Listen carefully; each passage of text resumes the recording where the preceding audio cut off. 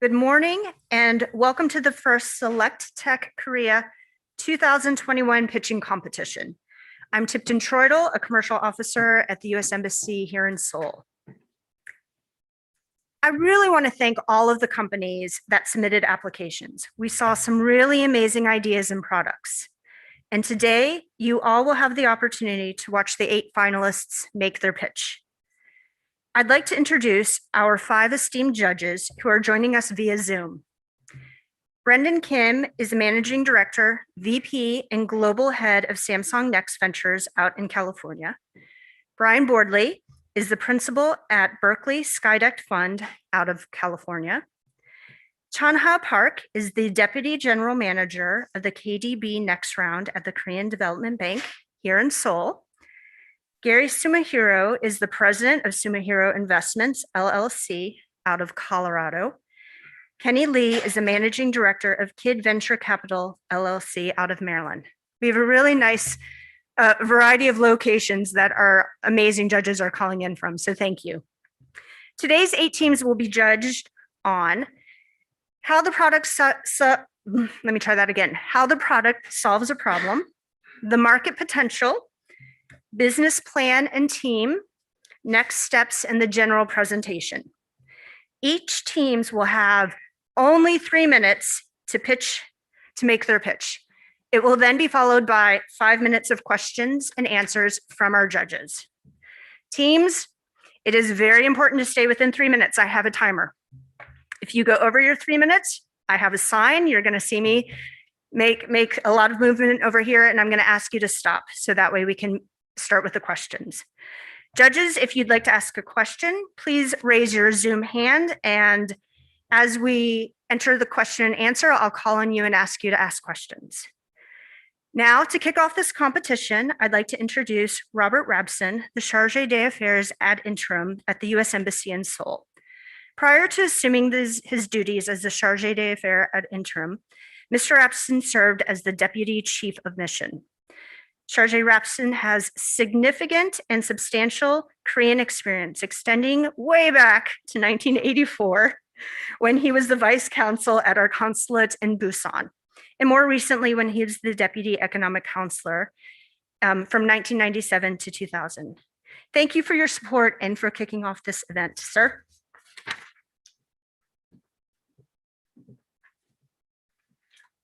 Well, thank you, Tipton, for dating me. But 여러분 안녕하세요. 미국 대사관 대사대리 랍슨입니다. 반갑습니다. Yeah, I am Rob Rabson. I've been here for a while now in Korea, but it's really a distinct pleasure to come over here today to be part of this exciting new initiative, SelectTech pitching competition. You know, it's not this kind of pitching competition, but you still may need to pack a fastball or a curve in your presentation. So, and I think as Tipton said, this competition feeds into the overall SelectUSA annual summit. It's the premier investment event of its kind in the United States. So we see it as quite prestigious, and this competition and the winners will feed right into that event, which is going to be held virtually in June. And more so than ever, the United States is seeking to attract the best and the brightest in investors, from big companies to medium companies to small companies to startups to innovators like yourselves. And I think what I've heard is that we have 8 companies who know they have what it takes to win this competition. So, and I've also heard that you've gone through a pretty tough screening gauntlet to get here today. So with that, let me introduce the companies, or at least go through the list of the companies, the startups that are here today that are going to be in this competition. Brilliant & Company, DEEP, I think that stands for Deep Embedded Technology, D-Tonic Corporation, Grinergy, Hylium Industries, Inc., Microsystems, Inc., Shinstar Presents, and Senstone. That's quite an eclectic group of names, and obviously it's not clear exactly what you do by your names, but I do know that you're all operating in the cutting edge sectors, offering products and services in AI technology, digital identity fraud, big data engineering platforms, drones, electric batteries, and I heard food delivery. Food delivery. Yes, food delivery is at the cutting edge. Certainly, we've learned that here during the past year of COVID. The winner of the pitching competition will get a free ticket to the virtual 2021 SelectUSA Summit, and will also represent Korea for the regional pitching session at the summit. So this is a big deal in many respects. The winner of this competition is going to be put in front of investment companies in the United States who will be looking hard and fast for good ideas and new technologies. Also, big thanks to our judges, all of you out there from the East Coast to the Central Time to West Coast for taking your time to join us 13, 14, and 15 hours away here in Seoul. So good luck to each of the teams, and let's hear those pitches, or let's see them. Thank you.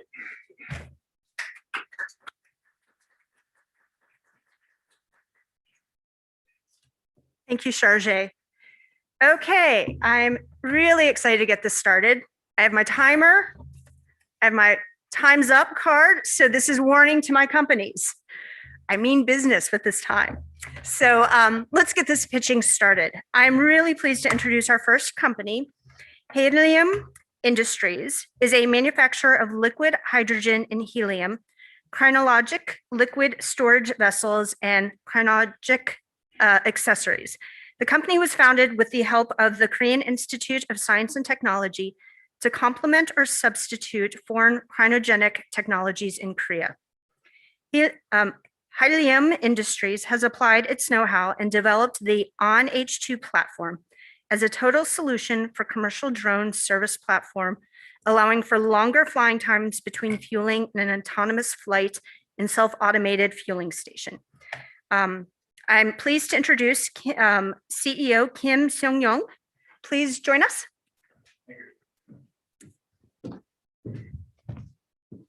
Hello, everyone. I'm Seong Kim, CEO of Helium Industries. Josh.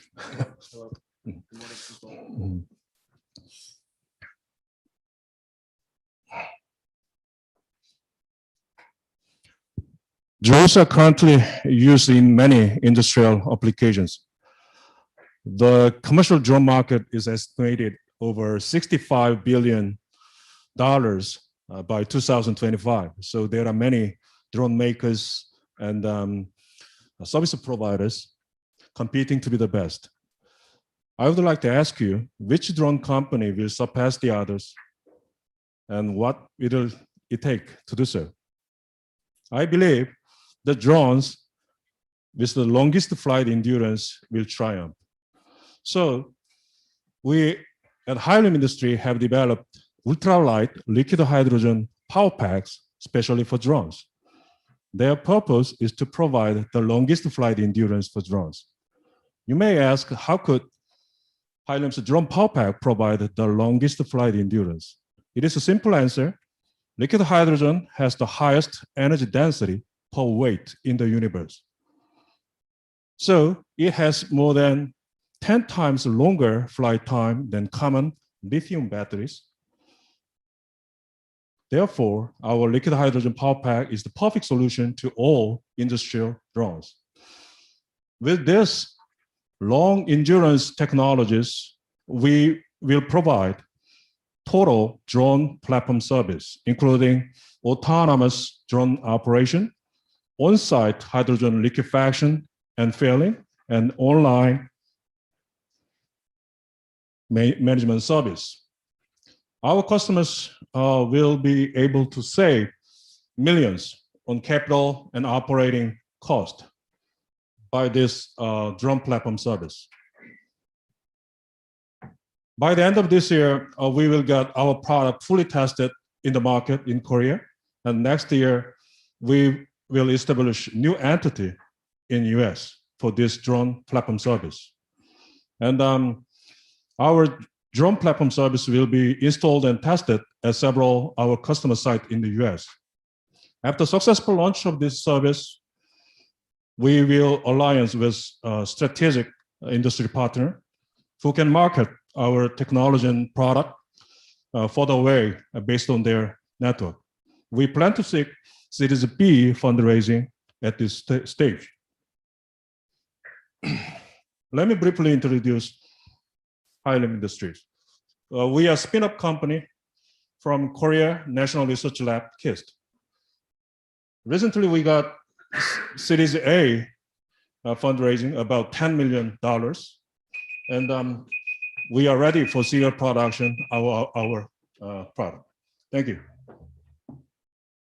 I just really wanted to use that. Thank you, Mr. Kim. I'm now going to open up to our judges. Judges, feel free to unmute yourself. And do we have a hand for questions?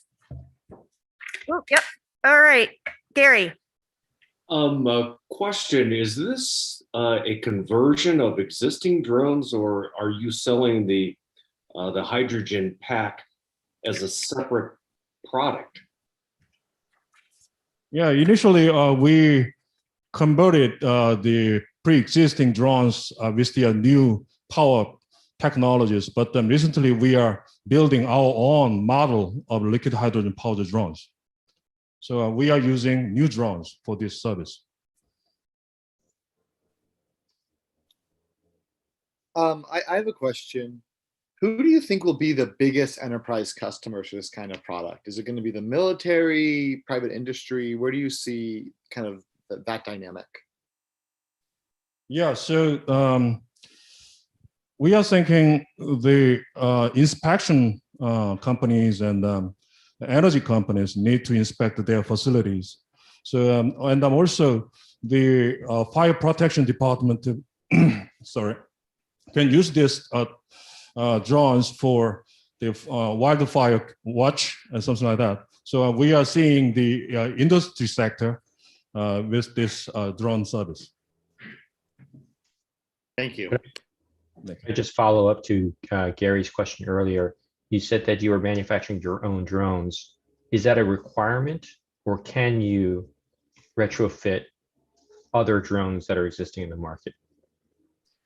Yeah, good question. Basically, currently we are working with several drone companies, and they want to convert their power system with liquid hydrogen power. So we can convert, we can supply such power pack only to the drone companies, and also we are making our own model of liquid hydrogen powered drones. We are working both sectors. Could I ask, how have you tested these out in the market? And then I apologize for the sciencey, non-science understanding. Is it like, how safe is it, this type of power? Basically, hydrogen is energy, so it can be used safely. So, but the safety is related to pressure. So when we use high pressure gas, high pressure hydrogen, it could be unsafe. But liquid hydrogen normally stored at low pressure, less than 3 bar or something. So we can say much safer than the high pressure gas, hydrogen gas. And also, we delivered 3 unit to the SK Telecommunication 2 years ago. And then currently they are using our liquid hydrogen powered drone in Gangwon-do, Samcheok area, to watch that wildfire, something like that. I just have a question. So how hard is it for your competitors to follow your skills? Josh, can you start this? Hello, good morning from Seoul. My name is Josh. So basically our competitors, they're using lithium ion batteries as their power source for driving their drones. And there's also gas hydrogen powered drone manufacturers, but in the market, Hylium is one of the leaders for liquid hydrogen as their power source. So liquid hydrogen has a higher energy density, so we can provide longer flight times than our competitors. Thank you. Just a follow-up question. So there's a range of hydrogen from gray over to green. Are you targeting a specific type of hydrogen? Yeah, so on each two platform, we're proposing a partnership with a green hydrogen manufacturer. So green hydrogen is produced using electrolyzers, and yeah, there's no harm to the environment if we choose to use this or integrate this partner to our system. Yeah, and also we are making that hydrogen on site with the electrolyzer, and then also we liquefy hydrogen on site. And that is a solution for our customers.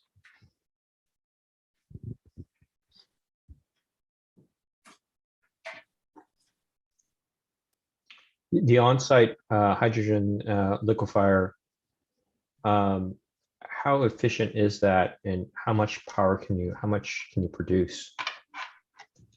Yeah, so we developed a compact hydrogen liquefier, which has less efficiency than the commercial large-scale hydrogen liquefaction plant, but it could be mobile and very compact, so we can use that for any site. That is our advantage of our liquefiers.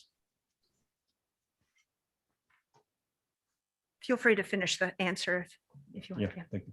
All right, judges, thank you very much. And Mr. Kim and Joshua, thank you.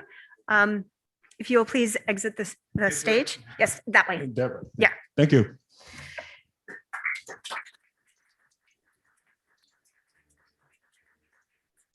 I have to say, it's really, there's so many wonderful things about this pitching session is the fact that with each company, I've been learning new things. And so, some of the words that I took out of the presentation were longer flying drones and power packs and safer and longer flights, and even having drones fall into the category of being environmentally friendly. I think that's one of the most exciting things about startups and all of the entrepreneurs that are not just in this room, but really all around the world, really looking at ways to make things better and to doing it in a safe and in a very thoughtful way. So thank you very much for the first presentation. I think hopefully we're kind of getting our all the nervousness out. One quick thing to my rest of my companies, please stand a little bit more into the middle. I was able to see that you weren't fully captured. We kind of moved you over, so thank you for that. So to give judges a little bit of time to score, I'm going to highlight some elements about the US. Startup Jome 2020 Global Startup Ecosystem Report highlighted that US cities make up 35% of the top 40 global startup cities.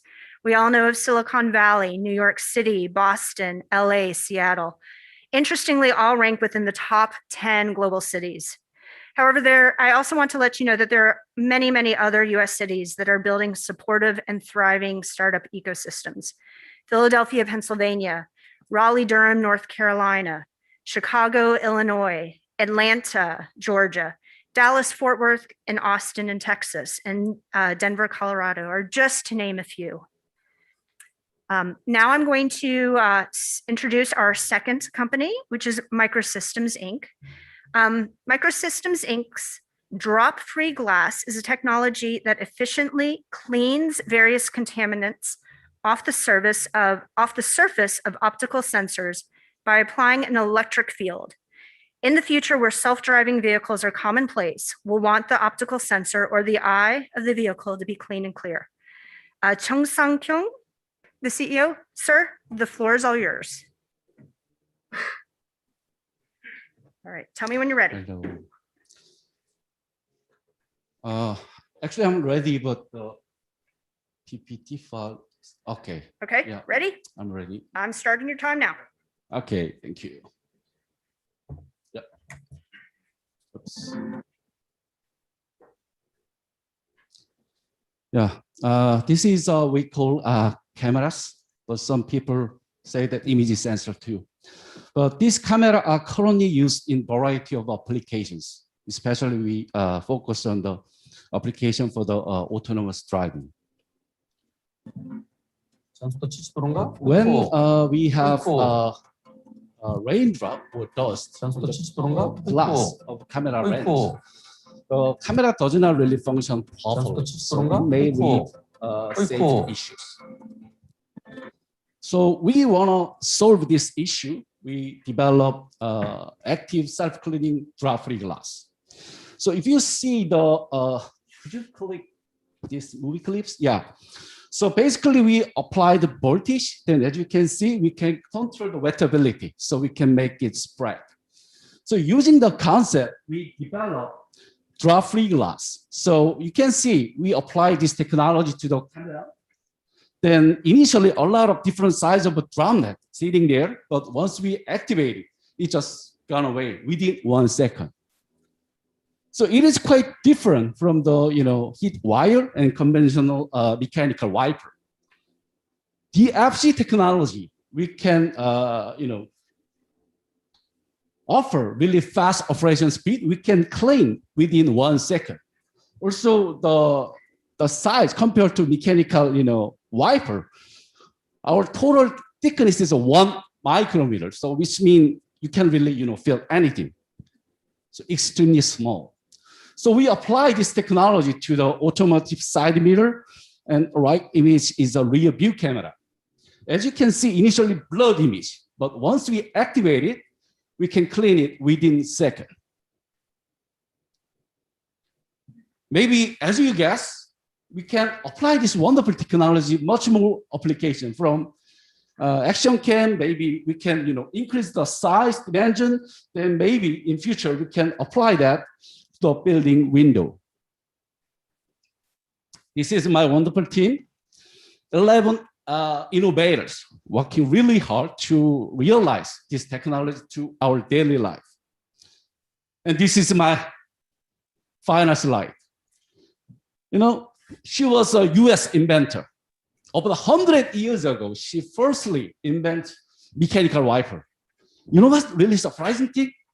After that, about 100 years, there is no significant, technology improvement at all. We really want to develop, innovate electronic mechanical wiper to realize. Yep. Thank you, sir. All right, judges, it's up. You guys are up. Who do you see as being the first industries that will adopt this, or the first industry that will adopt this? We currently collaborate with some automobile OEM companies, but automobile industry really has a high entrance wall. So we contact them and we still cooperate with them. But I believe to enter the make this technology enter the market, it still need a time. So from last year, we tried to apply this one to the CCTV for the first market. So in this year, we will, going to sell. We already have some specific model for CCTV that we're going to sell in the market from the summer, this summer. Then maybe we can, continue to cooperate with automobile company. So that is our, final goal to working for the autonomous driving in future. Thank you. A quick question. So do you apply this to existing rear view mirrors, or do you have to create brand new glass and install it? Yeah. We basically sell glass only, also for the controller, electrical controller, because our brand glass need controller, electrical controller. So basically we purchase camera, then we just switch the cover glass with our own DFG glass to add more functions. Thank you. So let me get this correct. So you're selling the glasses, or are you selling the nanomaterials? Or can the customers actually apply your a product by themselves, or you have to replace them by yourselves? That pretty much depending on the market, especially for the CCTV, our first, targeting market. Actually, we are going to sell the camera itself because we can import basic camera module from some other, countries. Actually, we import most of our camera module from the China, and then we integrate with our own DFC camera, DFC cover glass, and then we assemble in my company now, and we're going to sell. But for the large volume, like automotive OEM case, they not really, they already have their, sub vendor for the camera module. So they actually asked me just to sell our glass only, not really camera module whole thing. So depending on the companies, we have different approaches. Could you talk about the technology itself? Like, is it patented? Is it protectable in any way? Yeah, actually, we have 27 patents regarding this, and all patents covered by. Actually, I forgot it, but the internationally covered, and we applied even in US and Europe and China 2 years ago, and the end of last year, one of our most important patents was accepted in US. Thank Can you. you speak to the cost of the product? How much more in it? Let's take a typical camera module in an automobile. How much more in terms of cost would you need to add versus a current module? Thank you. Thank you for the wonderful question. Actually, our cost is pretty much depending on the dimension of the glass. But as you said, if I'm targeting for the camera module for the automobile, then maybe we including every package like a glass and the driver is gonna be $5, under $5. But the conventional technology costs much more, like 10 times more. If you use a heater or some air blower, it costs like $80 now. So very competitive. Well, thank you, Mr. Chung. Really appreciate it. I know the app, oh, please. So it really is quite interesting, the far-reaching levels of application. The one that I have to say that really caught my eye was the fogging of the glasses. I don't know, I'm totally struggling right now with breathing with a mask and having my glasses fogged up. So not to minimize the really interesting and high-tech element of that, but Mr. Chung, you definitely caught my attention with the anti-fogging glasses. We started out and I promised that I would give you some points about the upcoming summit. Just a little bit of general background. We have the largest US investment summit happening this June from June 7 to 11. As we all are very aware because of COVID-19 and really people shouldn't be traveling, not yet. This whole entire investment summit will be virtual. One of the really exciting things is we have really expanded our focus and our programming directed towards tech companies. So I really hope that all of the companies here in the room today and all of those that are hopefully watching will check it out. A few points about that is the price for startups is actually considerably reduced compared to the larger investors, which don't tell the larger investors, but it's good for you. And registration will allow you to actually have access to the entire show. One of the other things I'd like to highlight specifically for startup companies that participate in the summit is that you will be given the opportunity to host a virtual exhibition booth. Within your exhibition booth, you will be able to put up a 3-minute demo, which means anyone that's participating in the investment summit can actually check out your technology. This is really another great way for you to expand exposure to your product. Now I'm excited to introduce our third company, Deep ET, or Deep Embedded Technology. Deep ET has developed a technology to implement AI technology on an IoT board or an embedded board to execute artificial IoT applications. The combination of AI and IoT has the potential to dramatically impact the digital transformation for consumers, companies, and industrial leaders by supporting machine learning, decision-making, connectivity, and data exchange. The company is providing APIs for users who implement pre-trained deep learning modules to most of the embedded boards already in the market. Please welcome Mr. Cho, Deep ET CEO, to the stage. Hold on 1 second, please. Are you ready? Yeah.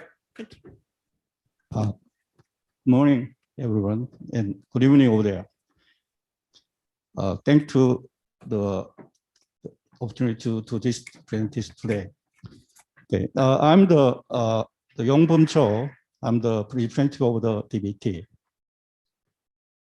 As you may know,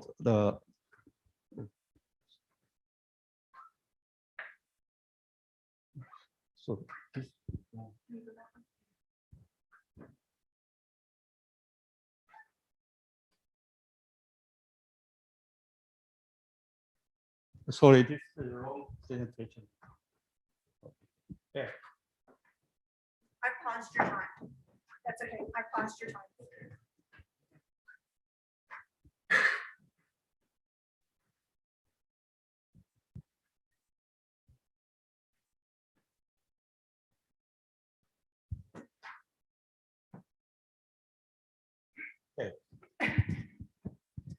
As you may already know about the AI and IoT already have a huge market. In 2023, the AI global market is expected to reach $99 billion, and IoT is expected to reach $318 billion. But there is highly demanding to use the AI on IoT board. Also, the IoT on AI use. So, but two different technology is completely different. So the AI run on server and PC and cloud. IoT work on inexpensive board. That's cost tens of dollars. So the technology DBT currently has is to port AI algorithm direct to the IoT board. However, in order to do this, we use the YBPO framework. So YBPO framework works two different things. One is it compress and written the AI algorithm so that AI can be put into the IoT board, and it maximizes process performance. Yeah. So it maximizes. Can you go back? It maximizes performance and resource so that the AI algorithm run on IoT board. So advantage using the YBPO are three things. One is minimize development period. It takes 1 or 2 weeks. And also excellent in performance and minimum development cost. Next. And the company with the similar technology is the NVIDIA. So the board is using in the embedded JSON Nano. So this is the comparison table. We compare the two AI algorithms. One is for the YOLO V4 for the object detection. Another one is open pose for action recognitions. So when you see, as you see in the table, you can see NVIDIA board is JSON Nano has a $59 for 2 giga, and it could be 3-4 frames for the YOLO V4. But when you install the JSON Nano board in our YBPO technology, it could be shipped 12 to the 15 frames per second. So it increase. Also, you know, the Raspberry board is about cheaper than NVIDIA board. Also, it could be last 2019, it sold 30 million units sold to the United States worldwide. So it could be run on the AI algorithm to 7 to 10 frames. Next. So we expect the market at 4 different areas. One is in the AIoT area, indirectly to the AIoT area. Second is the NVIDIA we replaced the NVIDIA board using the AI technology. Third one is global software packaging, as like AMD and Broadcom. And four is global service for internet service. Okay. Thank you, sir. All right, judges, I'm opening the floor for you.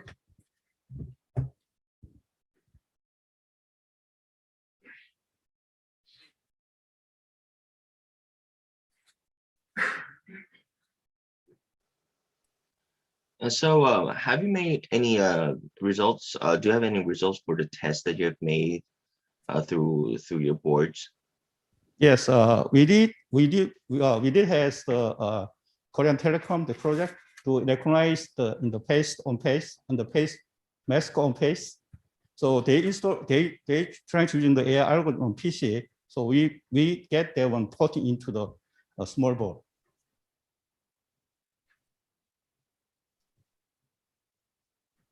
So another perfect the example we now discussing about the WorldPad. You know, the WorldPad is for apartment control. So they already using the code chips on WorldPad. So they trying to using the face recognition to entering the apartment. So we do develop the AI the face recognition to those board. Yeah. Could you explain your porting service, your pricing model? I'm just looking at pricing between 20,000 and 500,000. Just help me understand the pricing of your product. Okay. So depending on how we work on the AI algorithm on the IoT board. For example, the people already have AI algorithm on PC, and we just transfer from the PC to the IoT board. It could be $20,000. It take about 1 or 2 weeks. But another one is people just have an idea.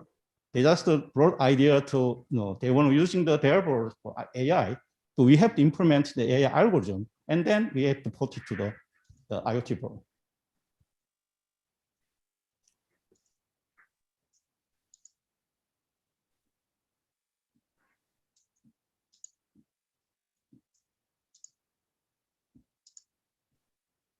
Who do you see as the major competitors for this? NVIDIA.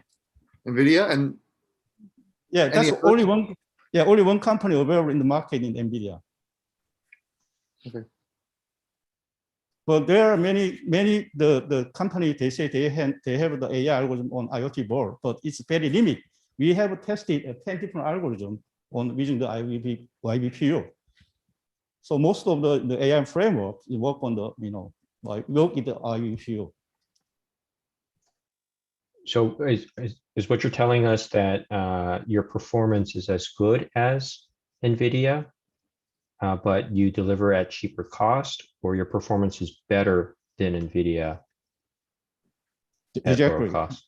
Yeah, exactly right. So also, if you're using the NVIDIA JSON board, you have to switch the board because you have to using the JSON board for NVIDIA. But our technology, you don't have to change it. You just using you keep your same IoT board. Yeah, any IoT board we can put into the IoT board.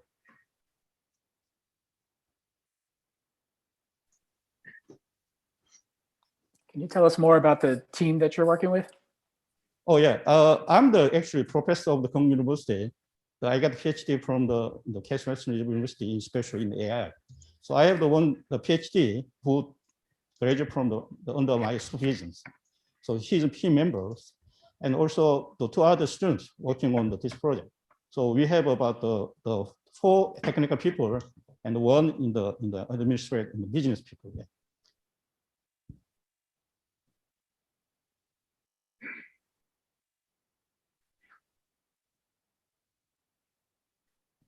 Well, our time is actually just about up. If we have any other questions, if not. They must know very well known.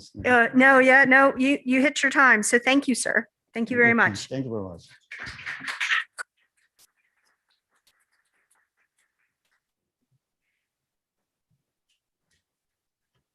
It's really going back to my initial comment that I had about this project that we've been working on is really how incredibly diverse and different One of the things that I thought was most interesting during the question and answer period was really about the importance of the team. And I think, you can't underestimate the value of really exceptional teams. And so it's really neat to be seeing programs and innovative ideas coming from, our universities and our colleges. I mean, I think that's where, especially in today's age, where we're getting such great new ideas and thoughts. So I think it's really commendable to be pulling in students and staff along the way. So I think that's just another thing to really highlight about how important it is for the members of the team, and because that's really what makes a product successful. Well, that and the technology. To continue to tell you more about the SelectUSA Summit while we give our judges a little bit of time to score, we are highlighting here the importance of pitching, and you will have an opportunity to apply to pitch again in front of a different group of judges. At the SelectUSA Summit, if you apply and if you present your application and you're selected, you will have the opportunity to present in front of just a large, vast number of people. So it's, if you're constantly thinking of different ways to get your product, your service, your idea in front of different people in the hopes of finding a new partner, I really strongly recommend that you look into this. And if you want to apply to pitch, applications are due by April 30th, so you have a little bit of time, but not too much. I'm now ready to introduce our next company. Shin-jae is the CSO and the COO of Shinstar Presents. He noticed that over the past 3 years, Korean food is one of the fastest growing cuisines in the US. However, it is difficult to find good Korean franchises in the United States. Shinstar Presents is the leading Korean food tech company that focuses on developing and manufacturing autonomous fixed and mobile kitchen. The company is currently under development of a fully autonomous cooked en route food truck.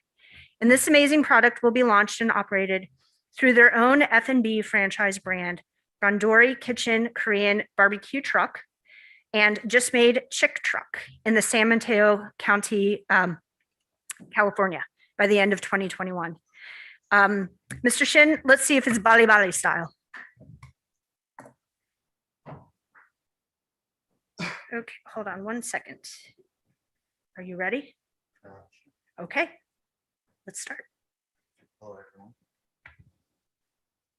So this is the same issue with the Korea, but then let's focus on the US.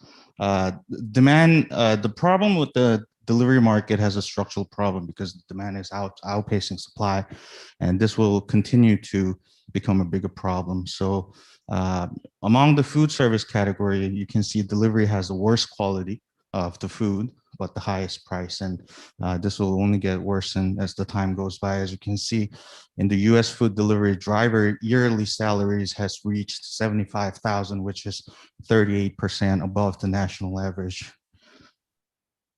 So cook and route is becoming the new delivery paradigm, as McDonald's was the pioneer who derived drive-through model from the takeout menu. And cook and route is becoming the new delivery paradigm from the delivery market. So basically what cook and route does is you can enjoy the fresh cooked food as the delivery is made to your home.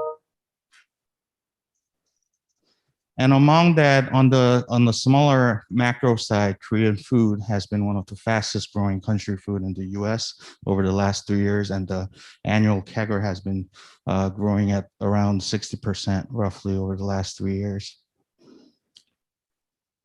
But still, the big question is how come there has not been a successful Korean restaurant franchise in the global market yet?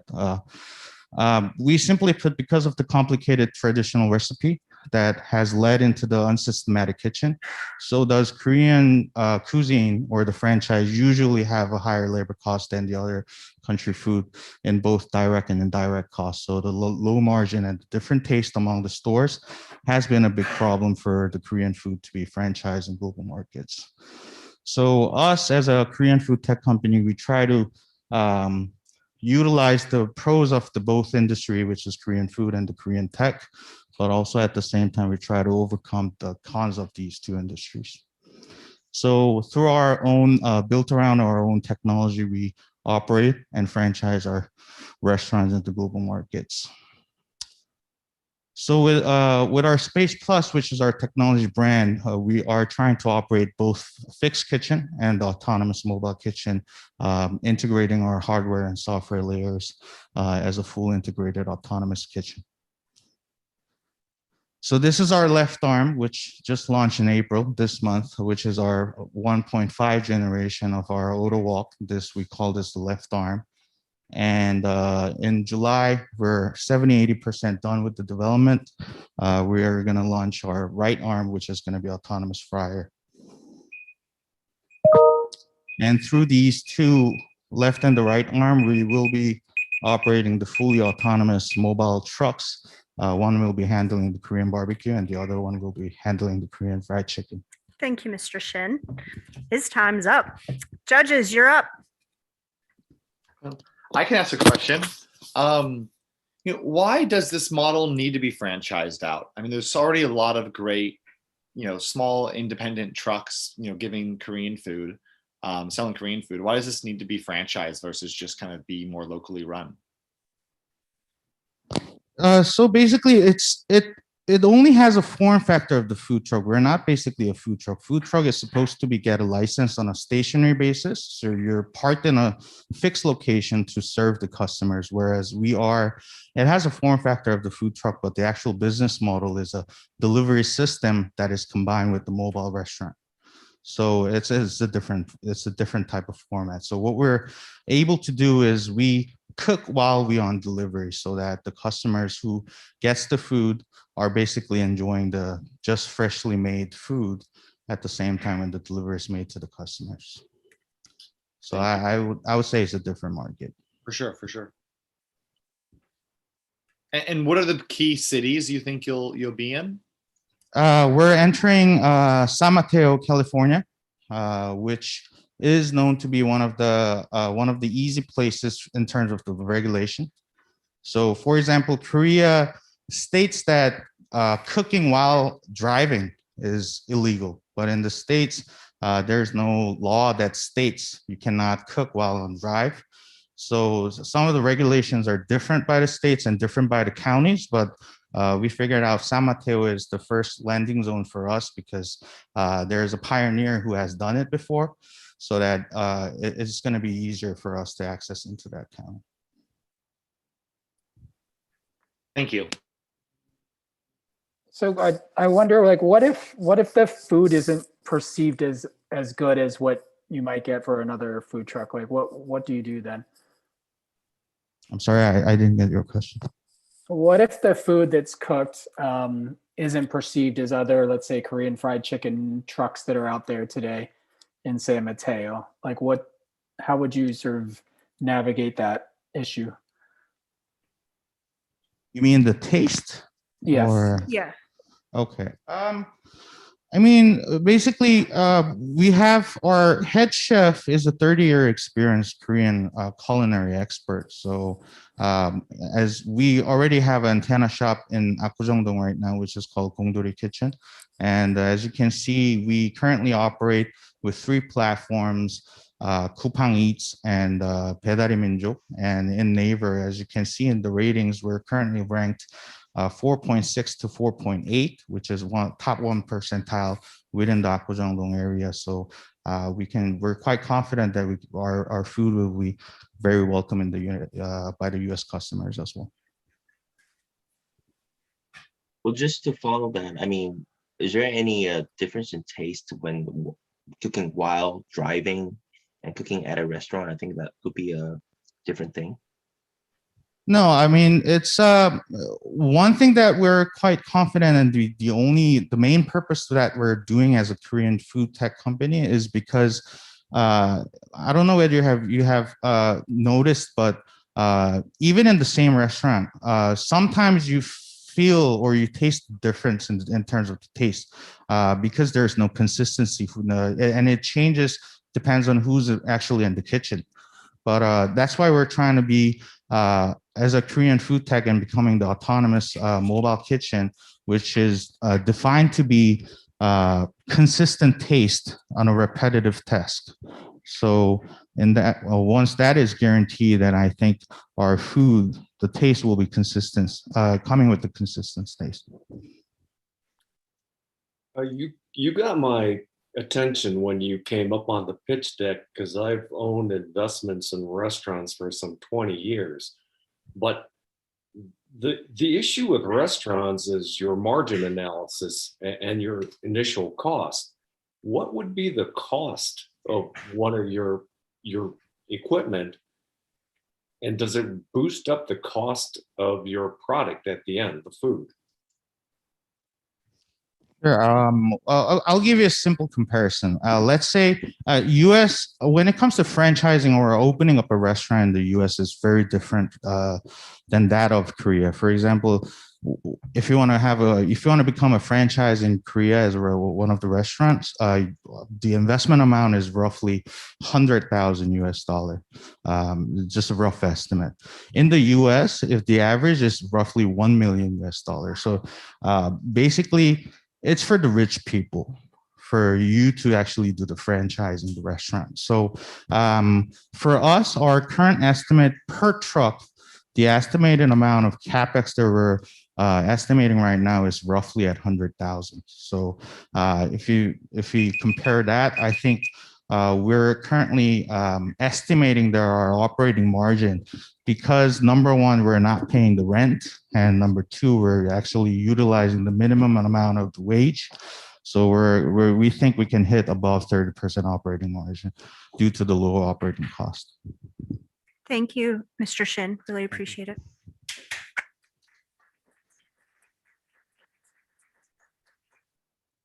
I was going to say, looking at his menu, he's got my top 5 favorite, but I'm really excited to see that you've got japchae on the menu. It really is my favorite. You know, it's pretty interesting talking about driving and cooking all at the same time. Yeah, I would think that maybe you need to be careful on that, but it looks like you've figured that out. So good luck and congratulations. A little bit more about the Investment Summit. So I think one thing fair to say to anyone looking to move to the US, whether or not you are a startup or even a large investor, is there's a lot of differences between running a company here in Korea than what in the US. One of the things that the SelectUSA Summit tries to do is it tries to provide you the opportunity with ways to learn, to gather more data, more information.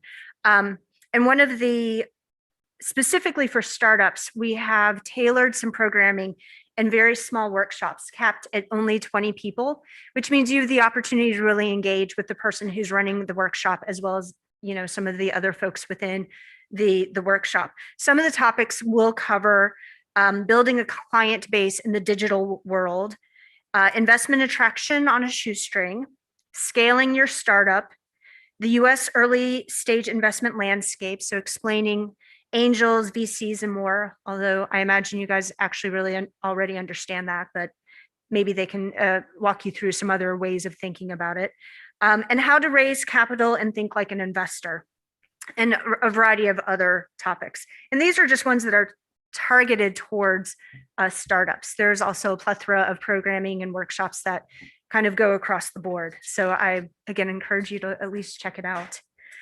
Now I'm excited to introduce our 5th company. So we're more than halfway through.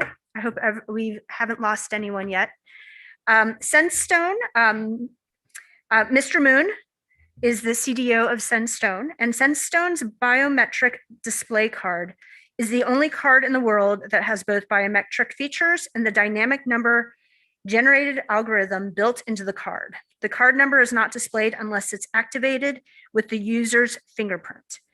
Once the user scans his or her fingerprint, the display on the card will show a one-time dynamic card number for every single transaction to prevent digital identity-related fraud.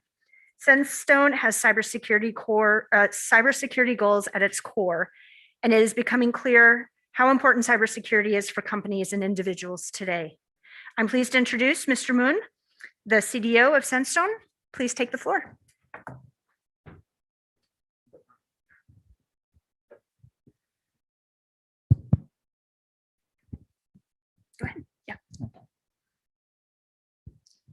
Good morning. My name is Hisang. I'm the Chief Development Officer at Sandstone. We all have that experience, or at least a friend, where there was an unauthorized transaction under my account, even when I have the card with me. Well, you just experienced card not present fraud. This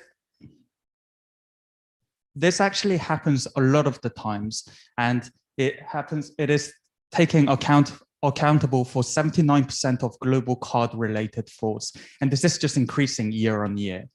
And the cause is actually so simple. In this digital day and age, we still rely on what we call static information, such as our card numbers.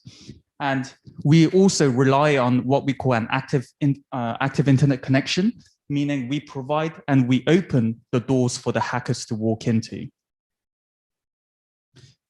Whoop. Okay.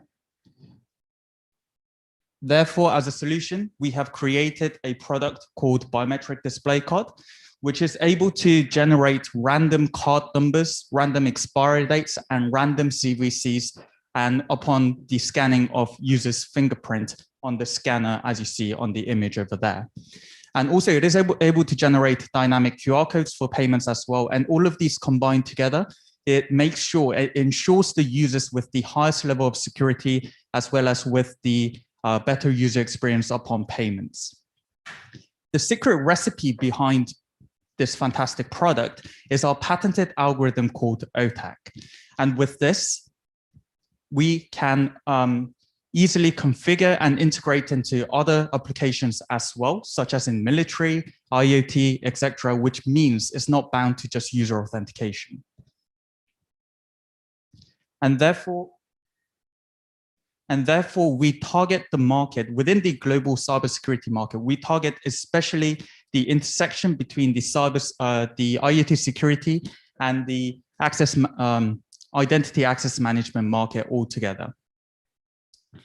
Today, the existing technologies has to be combined together like cocktail in order to compensate for each other's weaknesses.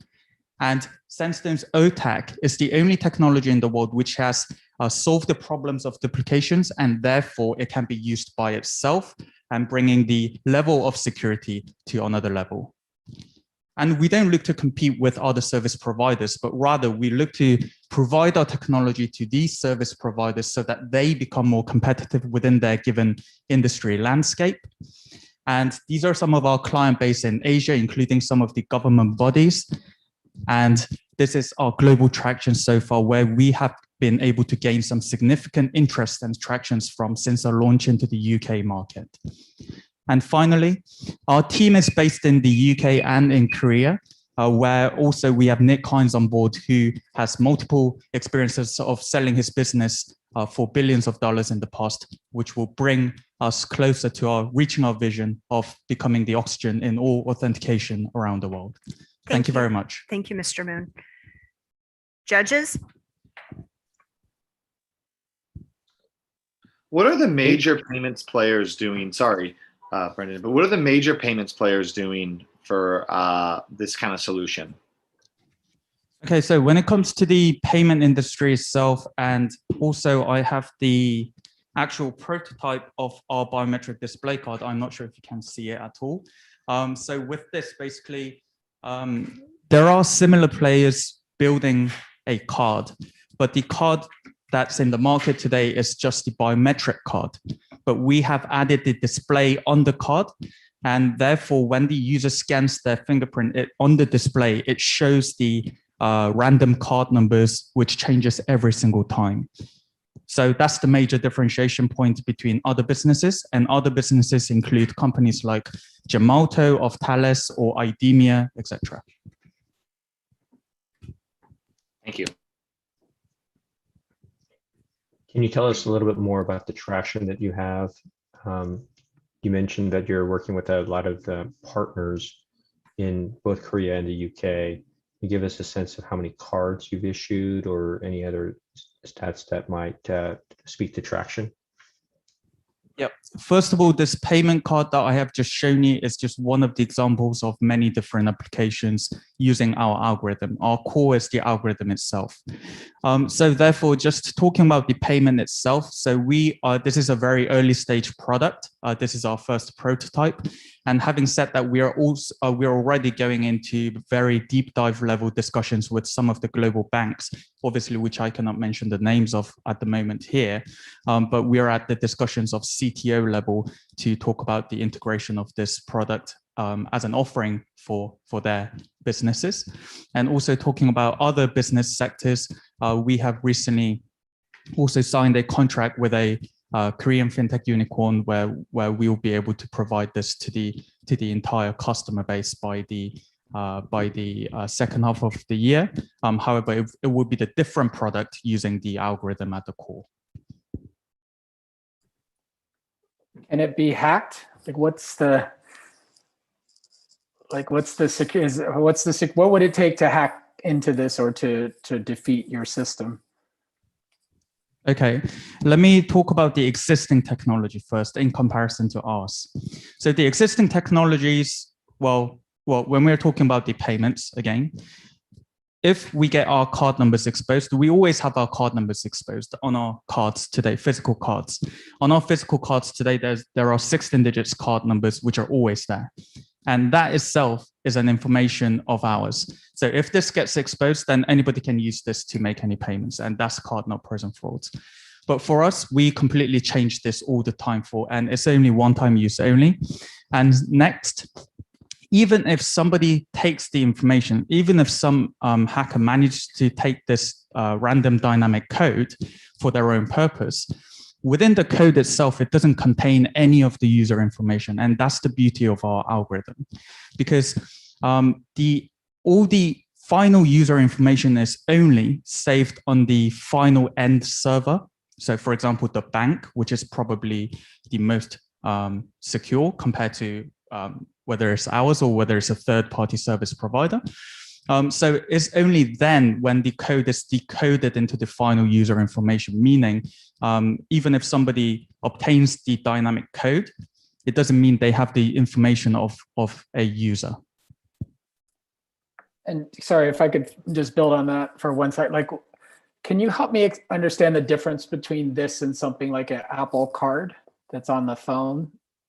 That's a great question. Thank you. So with the solutions that Apple are using, for example, we call those token in the industry.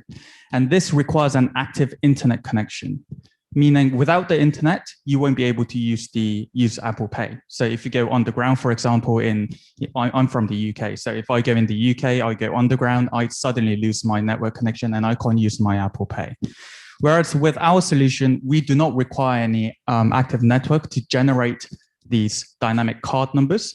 And therefore, we completely eliminate the access point from the hackers as well altogether. And also on top of that, this is possible because we generate these dynamic code locally from the user's mobile device, as opposed to token service providers requiring extra outside service or the server to generate those tokens and receive them onto the mobile device. Therefore, we reduce the cost down for the businesses too. That's time. Thank you. Thank you very much. Thanks for your time. Thank you very much. Thank you.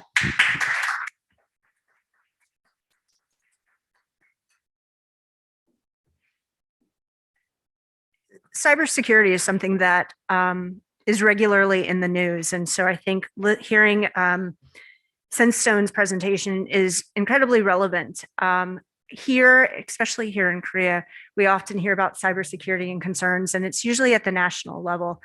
And over the past couple of years, we've also been hearing of more and more, to Kenny's point, about hacks happening at the commercial level. It's kind of interesting to hear that here's a product that's actually for the individual, because as I think maybe a lot of us have all met someone who's had their personal identity or some of their information stolen. And that's really, we work hard for our money and we don't want to give it up unless we choose to. So thank you for presenting your technology. During our last little break, I was talking about the different workshops that the summit will have for directly or specifically for startups. I think it's also incredibly important to acknowledge the fact that startups do not live in your own special like little zone with just other startups, that you actually have to compete with other entities within your sector, whether they're super large, multi-million-dollar companies. And so it's also very important that you are engaging in conversations within your sector. So some of the programming at the summit will have discussions and have presentations and have topics that include 5G and AI, which, you know, is, I think, pretty important to a lot of people in this room, and hopefully those of our friends and family who are watching. Commercial space, energy storage, smart cities, unmanned aerial systems and unmanned aerial vehicles. There will also be sessions on navigating US visas. I think that is one of the most, the question we receive from companies, foreign companies, every day is about how to get a visa to the US. And they'll have a workshop and presentations about that. Also navigating the Made in America. There will also be sessions on tax credits and incentives, which I think is always near and dear to every company's heart. And lastly, they also have some topics about human resources, staffing, and employment law, which is something that, you know, you really need to be aware of. As we like to say, know before you go. We are coming to our sixth presenter. Please welcome Sabrina Herbert, who is the Global Business Manager from D-Tonic Corporation. D-Tonic is a spinoff from Hyundai Motor Company, which was established in 2014 and is disrupting the big data market with their spatial temporal big data boosting energy called GeoHiker. GeoHiker allows cost-effective, high-speed, and easy big data aggregation, storing, processing, and analysis of large spatial temporal big data sets across computer clusters. Wherever there's big data containing both space and time information, GeoHiker can be applied. Ms. Herbert, the floor is all, or D-Tonic, the floor is all over to both of you. Hold on one second, let me get the timer. Sure. All right, are you ready? Yes, I'm ready. Go. Okay, thank you for the introduction. We are both global business managers at D-Tonic, and we specialize in spatial temporal big data solutions. So the big data trend is continuing to increase, so much so that big data systems are having a difficult time to process their data. And the main reason for this is that most data now is spatial temporal big data. To explain, spatial temporal big data is multi-dimensional data with both time and location information. So big data traditionally, as it's singular dimensional, already has a big problem with its time and cost associated with its processing. But when you add the multi-dimensional nature of spatial temporal big data, the time and the cost increase dramatically. So as a result, we created the GeoHiker, spatial temporal boosting engine. So no matter what type of data you're taking on, whether it's IoT data, road data, etc., the data becomes too difficult to process. But when you add the GeoHiker in as a middleware, you can achieve fast and cost-efficient data processing. So think of the GeoHiker as sort of a mixture between a library management system and a logistical warehouse system, which takes the data you need and pulls it to the front whenever you need to access it. So the GeoHiker is also very personalizable. If, say, you add a visualization layer on top of it, for instance, you can create a data analytics tool of its own, which is what you can see right here. The system is also 100% Hadoop ecosystem compatible, meaning that it can be put into almost any big data system. And there's a wide variety of spatial temporal functions and algorithms so the clients can get the most out of their data. And clients that use the GeoHiker were able to see a 98% decrease in their hardware cost and up to 40 times in their processing speeds. And probably our most notable case is the Korean contract tracing system that is currently being used. Prior to the system, per patient, it took around 24 hours to contact trace, but when you added the GeoHiker into the system, it was reduced to a mere 10 minutes per patient. And our business model is currently on a solution licensing basis, but we plan to add in a cloud model to further monetize the product. And we have been profitable since 2018, and despite COVID-19, we still maintained a $2.3 million profit this year. And for our plan for US expansion, right now we're trying to lay the groundwork and get as much education as possible on the US market and deciding which state we want to go into, et cetera. We're going to take part in a program in California this year, and we plan to open an office in 2023.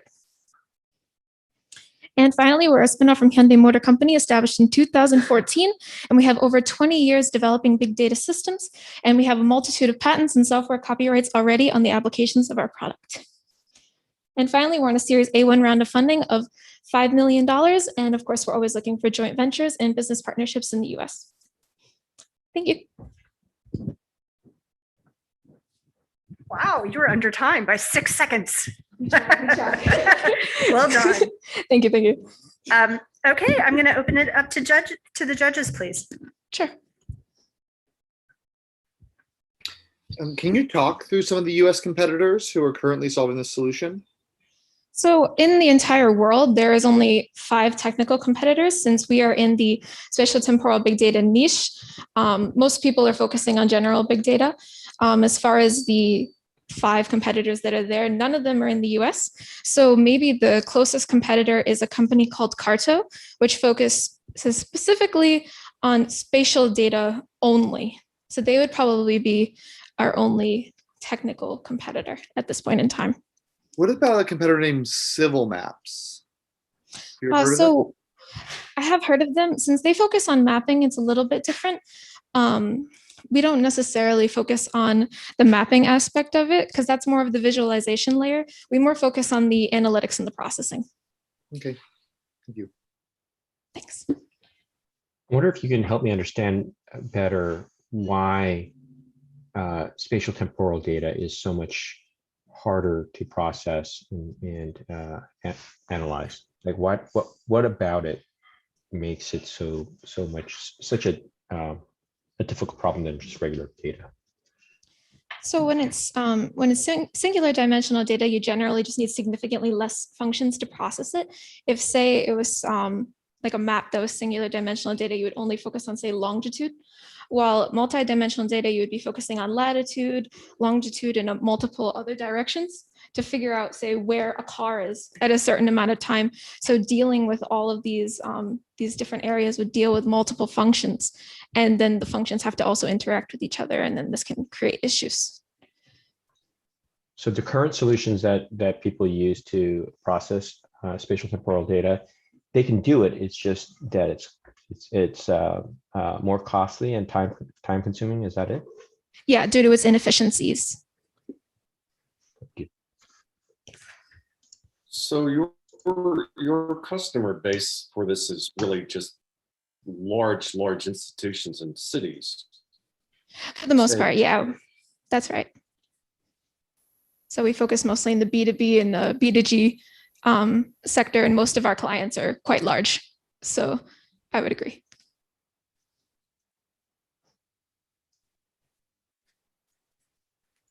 Is there any other questions? Yes. Can you tell me about your profit model? So as far as we actually have multiple products, I won't get into that because that's not what we're going to be doing in the US. So with the GeoHacker, our current profit model is based upon the solution licensing model, and we also do like engineering consulting in relation to the product. And as well, we also take part in R&D projects. This is not Korea specific. Our R&D projects are also in Europe as well. So between the 3 of it, that's how we maintain profits through the GeoHacker. We are also planning to build our cloud-based model, like a GeoHacker cloud-based model. So basically, in the next year or in the coming year, we will be able to find GeoHacker on the cloud marketplaces.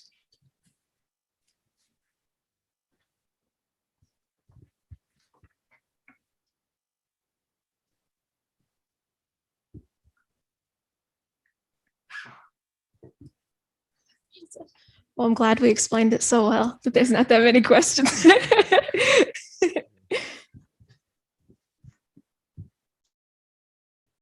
Oh, Brendan, are you clicking on? Okay. All right. Well, you basically used up the time, so you're good. So don't feel. Thank you very much. Thank you.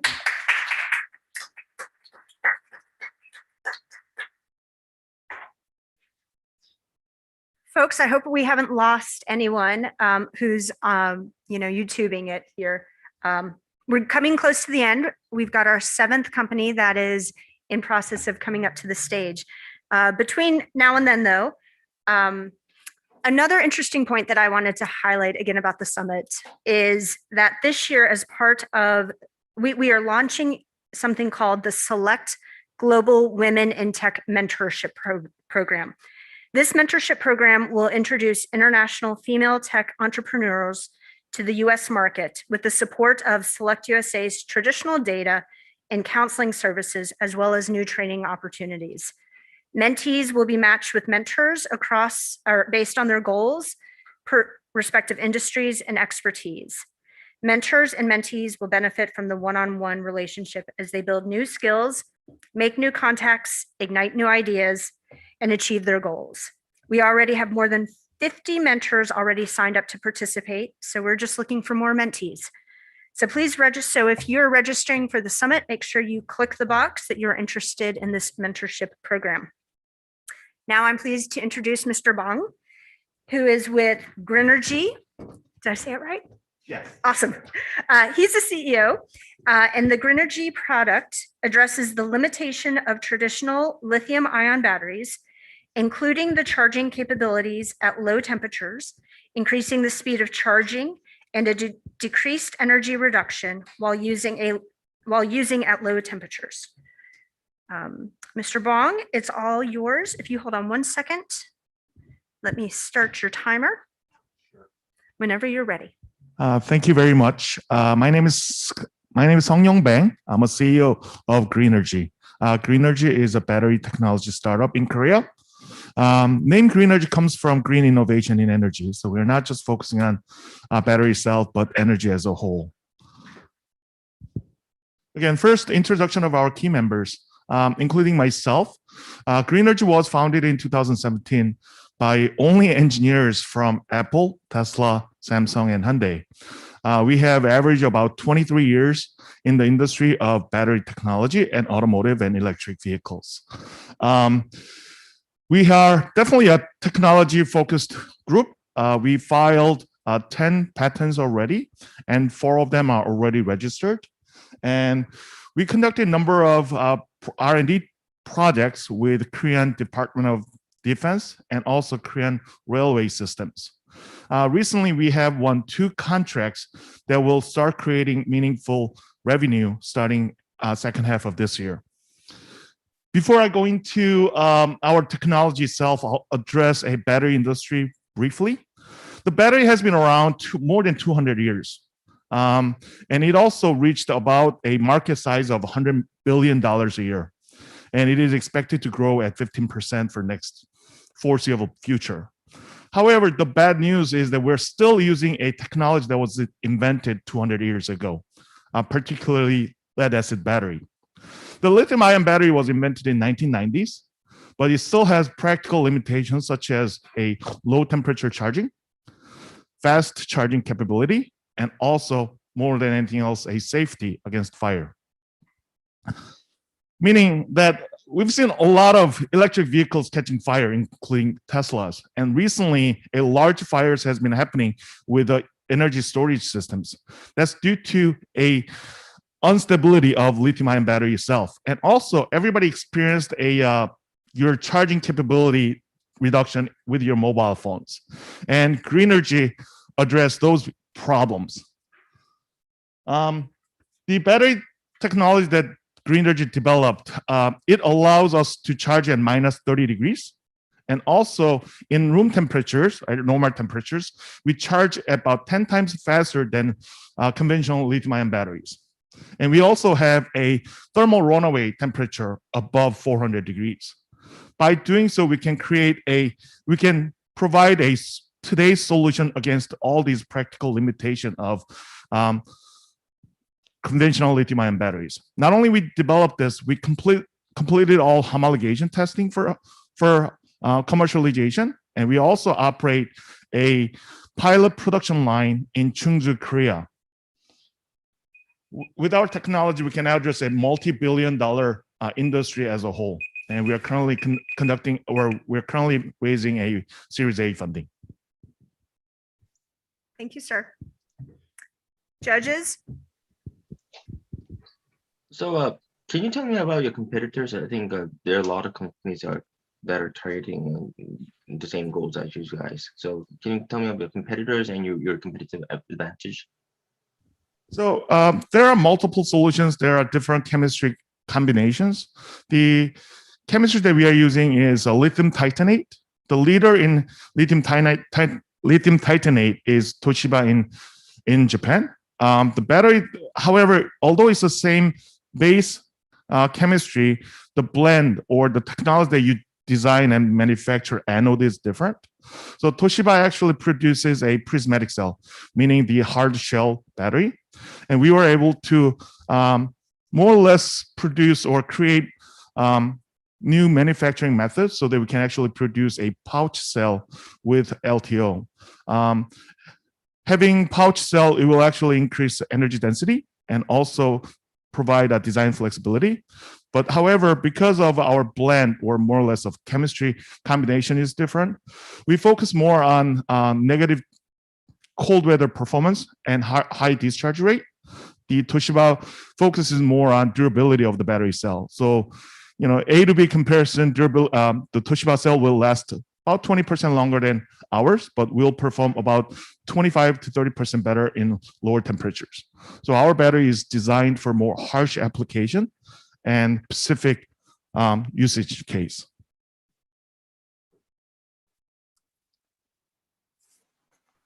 You made the point early on in your presentation that you were an energy company, not just batteries. I'm curious to know what else beyond batteries you were looking at.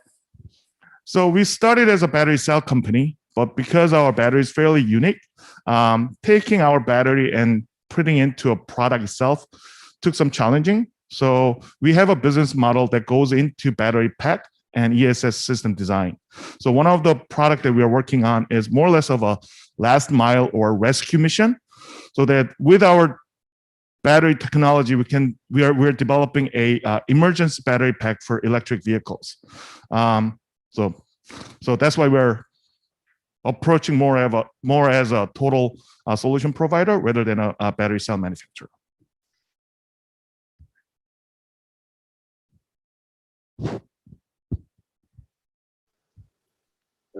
Question. So you have 4 million from your first round on VCs. You're trying to close on another 8 million.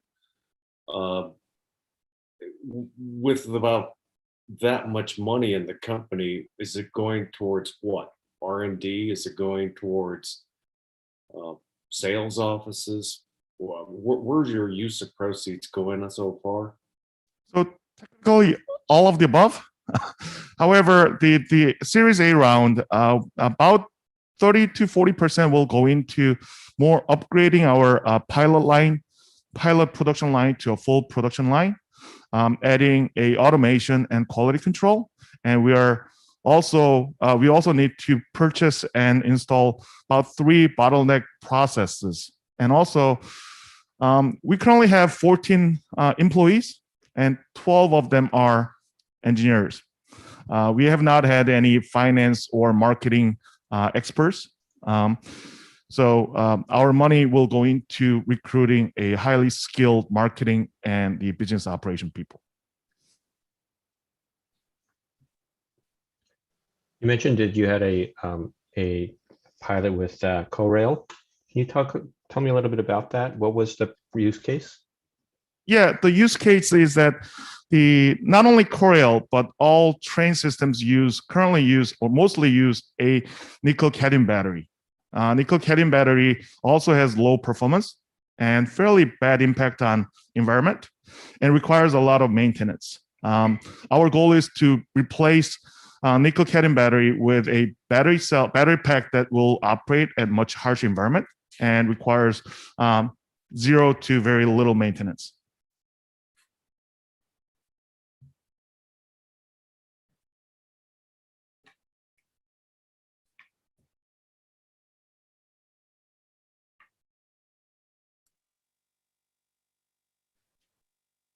I've There's no. I have one last question. I just, what have you learned about like manufacturing kind of at scale, or have you learned that yet? I assume that there's like a big jump.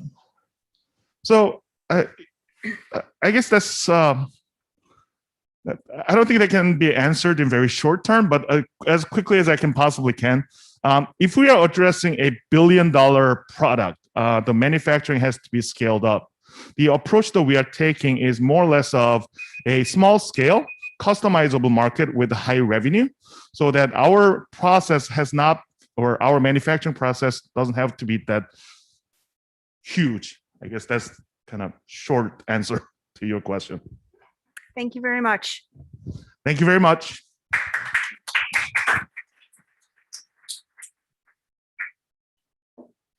So last but not least, we will have our final participant coming up shortly. In the meantime, we've been talking a lot about the SelectUSA Summit, but I really think that it's important to highlight how strong of ecosystem Korea has here in supporting startups. First, Korea is ranked in the top 20 in the world for its support of startups. And in fact, really across industries, South Korea is known to be a leader in tech adoption and really has an abundance of tech talent. So for all of you out there, I think you probably know this, but you've got some stiff competition, but that's a good thing. I read an interesting article that was published last summer, and it was in the Next Web or TNW, that reported that Seoul specifically is home to more than 8,700 startups and over 85 accelerators with 10 unicorns. And that was last summer. I wonder what the numbers are now.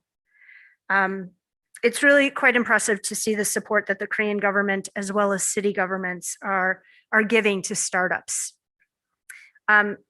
I would be remiss if I did not thank all of the partners that helped us advertise this event.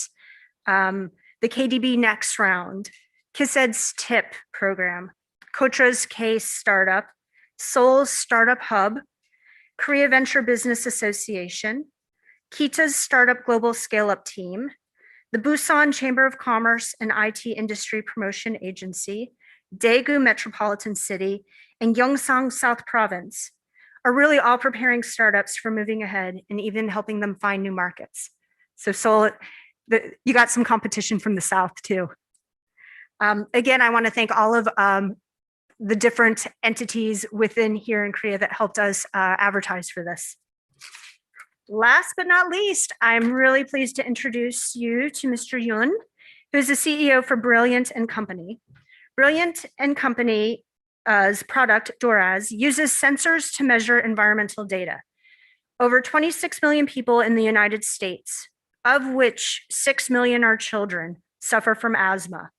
Having insufficient information about the air quality in our homes and other indoor spaces can put our health at a greater risk of catching airborne infections and diseases. Brilliant & Company has designed a way to perform data analytics, and integrate it into a smart mobile app to provide meaningful information for patients and doctors to manage, read, and minimize asthma symptoms. Mr. Yun, the floor is all yours. Actually, hold on one second.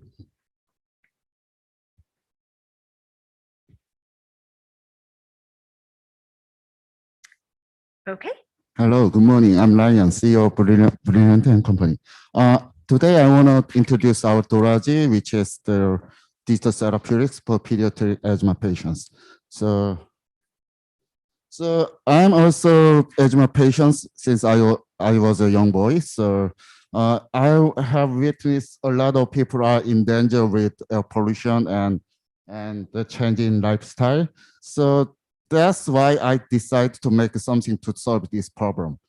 So let me give you my case. I'm also seeing my doctor since I was a young boy, and my doctor all the time same thing: eat your medicine, take your inhaler, and use it, and also avoid trigger. I don't know what are my trigger. Even yeah, he never tells me about that.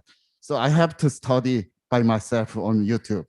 As a result, I'm still suffering. So our healthcare system is outdated for asthma. So as you can see these numbers, so there are so many asthma patients both in Korea and US. And also the amazing number is 40 million school absence only in US annually. It's very crazy.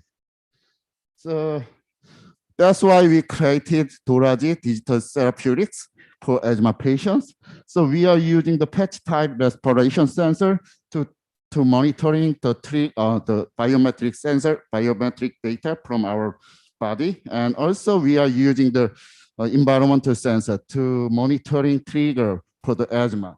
And also we are collecting data and analyze based on AI, and we are providing various interventions through the mobile app, and also the data sent to the medical information platform in hospitals. And this is our most biggest comparative edge is the AI-based interventions. These interventions provide makes patients manage their prevent asthma attack or avoid triggers which worsen asthma symptoms more effectively. And also another comparative edge is secondary intervention, which is providing chat-based professional coaching and motivation program such as gamification and AR. And also we are providing asthma content for education. So this means this allows the patients manage their asthma symptoms more effectively and more continuously. And also our Doraji is integrated to medical information system. So this is it's time to use drug and app and data all together for asthma. It's the paradigm shift. Thank you. Thank you, Mr. Yoon. Judges? I have a question. Can you talk about your intellectual property protection? Do you have patents filed already for this? We are registering 5 patents for the respiration sensor and in terms of interventions based on AI. Can you tell us how much of what you talked about, that full system from the patch all the way to the data analytics and the dashboard, how much of that is built now versus what you're planning to? Yeah, so you mean the pricing strategy? Not the pricing strategy, but just in terms of the product. Have you built the entire platform out? Or okay, yeah. And if you have, do you have patients on the platform? There is the two type of the sensors. So the sensor package will be $239 and also mobile app has interventions. It is based on the subscription model. So each month the patients have to pay $19, but it's covered by the healthcare plan. So patients' financial burden will be decreased.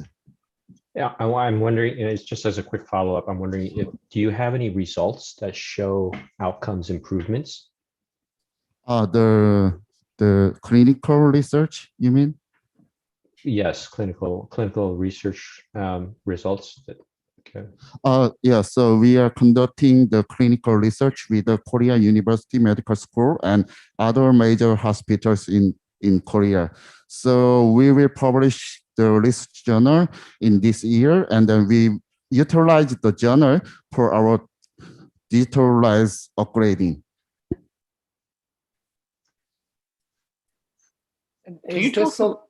Go on. Go on, please. I was going to ask to build off of that in the United States, like, is this something that you're going to have to go through FDA regulations and that kind of thing to get approved? Yeah, so this is kind of the digital therapeutics is have to approved by FDA. So we have to plan to get the FDA approval for the digital therapeutics or SAMD, software as a medical device. So we have a plan for that. In 2022, 2022.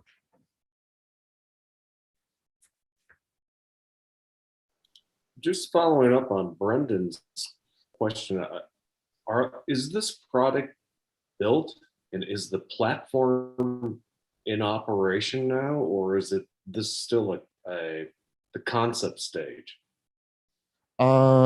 Actually, this is prototype stage. So we are finalize the development in this year. So we're gonna get the start to the regulation clearance, and then we mean this is medical device, and whole thing is the digital therapeutic solutions. So we have to put it all together.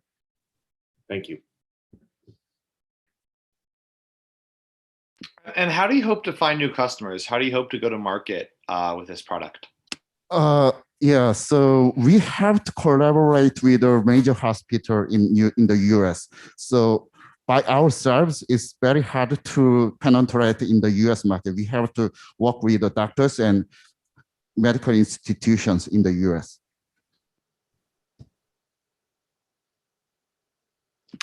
Just to follow, do you have any plans to do that? Sorry? Do you have any plans to market the hospitals out to the doctors in the US? Not yet in the US. We have only market plan in Korea right now, but that's why I participated this event to find a good partner in the US. And can you tell us about your team?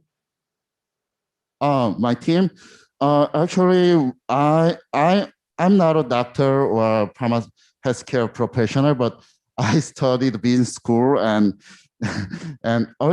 this business just started from my experience and my willingness. And my team has 5 members, and those are all the software engineers, and I'm in charge of the healthcare content and business development. Thank you, judges. Thank you, Mr. Yun. Thank you.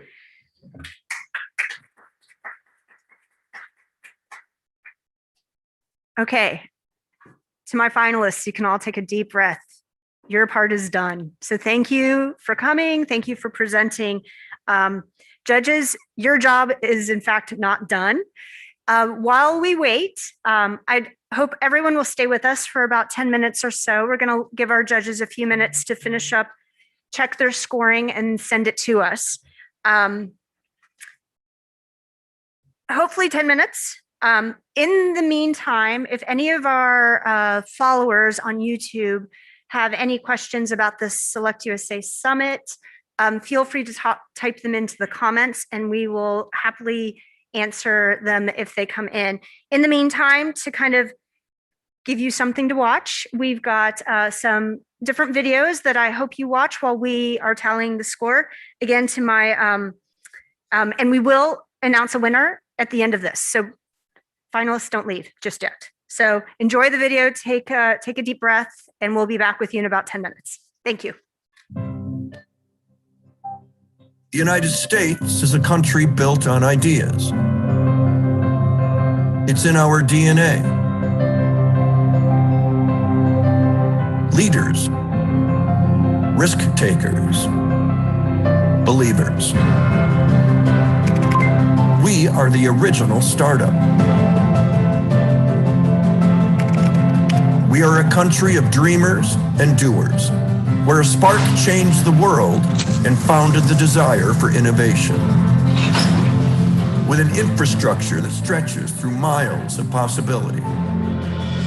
We believed we could fly, and now we fly higher. An engine drove us forward and now propels us around the globe. And manufacturing harnessed a work ethic and the relentless push for better. Just one line connected 2 voices, and now we connect the world. And today, here in the US, enterprise has become even more connected, where foreign investments find a true partner, a home, a consumer. World-class universities develop talent and skills and an entrepreneurial spirit. We're diverse, rich in resources, energy, human capital. From urban to rural, our hubs are new frontiers.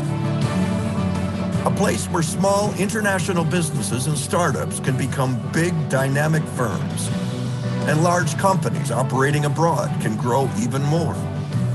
We're open to ideas. We're open to experiment. We're open to invest.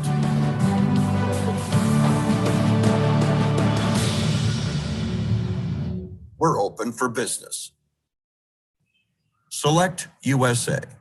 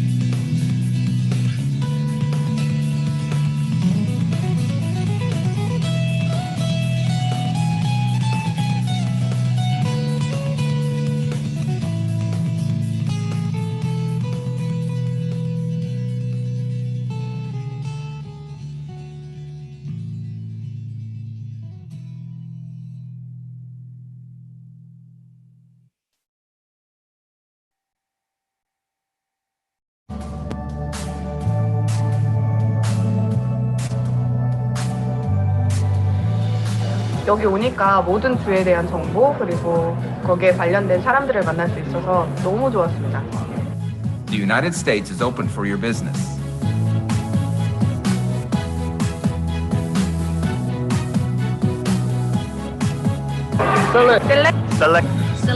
SelectUSA.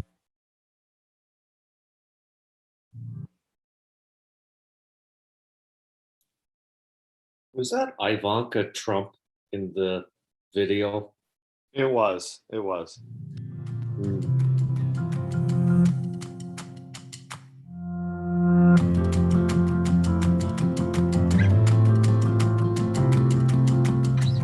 Hello everyone, my name is Emin Riahi and I'm from Tunisia and I'm an entrepreneur and the co-founder of the startup Epilog. I attended SelectUSA Investment Summit 2019 in Washington DC in the US, organized by SelectUSA. This event provided for each entrepreneur and each person who has a startup very important details about how to invest in the US. First, you will find every official government person. They will provide you with all the information that you need to get the visa and also to incorporate your company, the tax law, and everything related to the government issue. Second, you will find the most important thing for every entrepreneur is the startup ecosystem. You will find someone who can explain to you the best incubator in the state, the accelerator, and the venture capitalist. And also, they can link you to the research and development center in each state, the university to hire talents. So, as a startup who attended last year event, we had what we call an offer and proposal from 5 US states.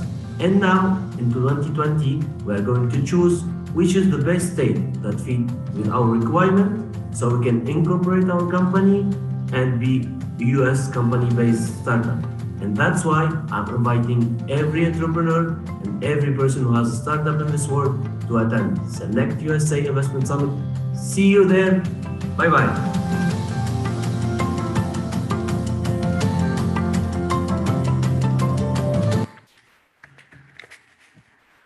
심사위원의 점수를 집계하는 사이 SelectUSA 서비스에 대해서 간략하게 말씀드리고자 합니다. SelectUSA는 미국 상무부 소속이고요.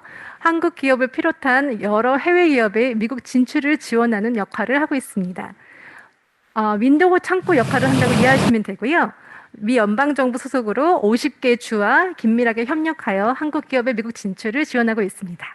그렇다면 저희는 어떤 서비스를 진행하고 있을까요? 크게 3가지 서비스를 말씀드릴 수 있습니다. 첫째, 미국에 진출할 때 필요한 자료를 저희 미국 대사관 및 미국 상무부의 워싱턴 직원이 협력하여 정보를 무료로 그리고 기밀을 유지하면서 제공해 드리고 있습니다. 두 번째는 미국의 광대한 50개 주가 있기 때문에 어느 지역으로 진출해야 될지 컨택 포인트를 찾기 어려울 수 있습니다. 이런 경우 주한 미국 대사관은 미국의 50개 주를 비롯한 시, 지역, 투자 담당관들과 연결을 해드리는 역할을 하고 있고요. 마지막으로 미국의 연방 규제가 다소 어려울 수 있을 때 예를 들어 FDA라든가 미국의 에너지 관련 환경 관련된 규제와 어떤 규정에 관해서 어렵게 해석이 좀 어려울 경우 주한 미국 대사관에서 여러분께 연방 정부의 규정을 탐색하는 데 지원을 해드리고 있습니다. 마지막으로 6월 7일부터 11일까지 열리는 SelectUSA 인베스트먼트 서밋 관련해서 말씀을 드리고자 합니다. SelectUSA 서밋은 매해년 열리는 행사이고요. 올해는 처음으로 온라인으로 진행이 되는데요. 저희가 SelectTech 2020 코리아 행사를 진행하면서 받았던 많은 질문 중에 하나가 어떻게 하면 미국의 벤처캐피탈리스트에게 우리의 서비스와 제품을 소개할 수 있을까요? 라는 질문을 많이 받았는데요. 거기에 대한 해답으로 6월 7일부터 11일에 온라인으로 진행되는 SelectUSA 테크 프로그램에 여러분께서 참여해 주셨으면 합니다. SelectUSA 테크 프로그램 안에서 또 다른 피칭 대회를 여러분께서 만날 수 있는데요.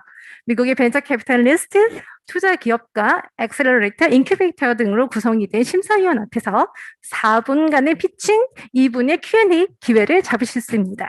기억해 주시기 바랍니다. 본 피칭의 마감일은 4월 30일입니다. 본 피칭은 서브 섹터로 나누어져 있는데요. 핀테크, 사이버 보안, 에어로스페이스, 매드테크 관련된 그 서브 섹터끼리 경쟁을 하는 구도로 되어 있으니까 기회를 놓치지 마시기 바랍니다. 감사합니다.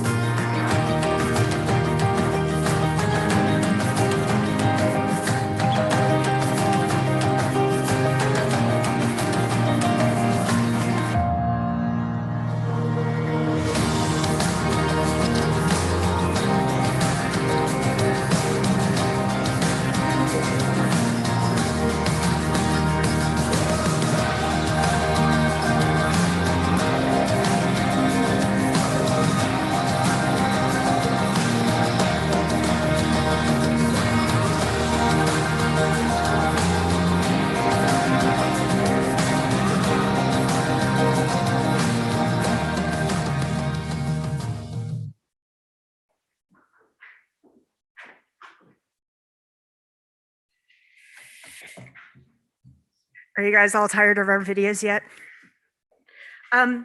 So we've got a winner, but I think it's pretty clear that all of the companies here today really are winners. And I want to thank you all. This has been a really exciting experience.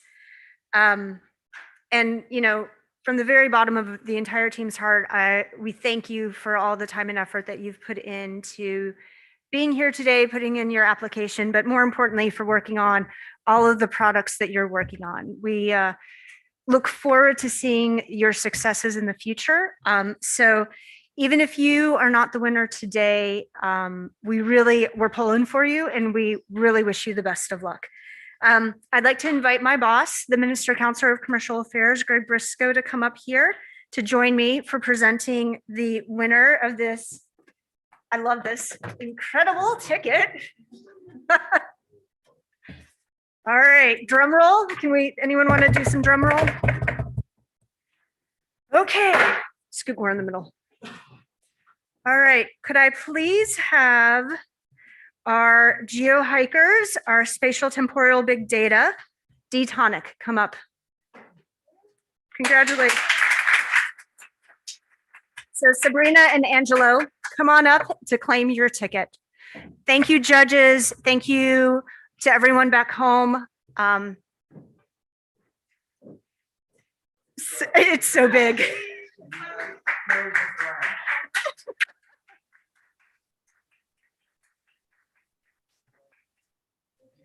So thank you again, everyone. This concludes our first annual, I guess I can't call it annual yet, our first pitching competition. So again, thank you, judges. Thank you, participants. Thank you, friends and family that are watching us on YouTube. Take care, everyone. Bye-bye. Bye.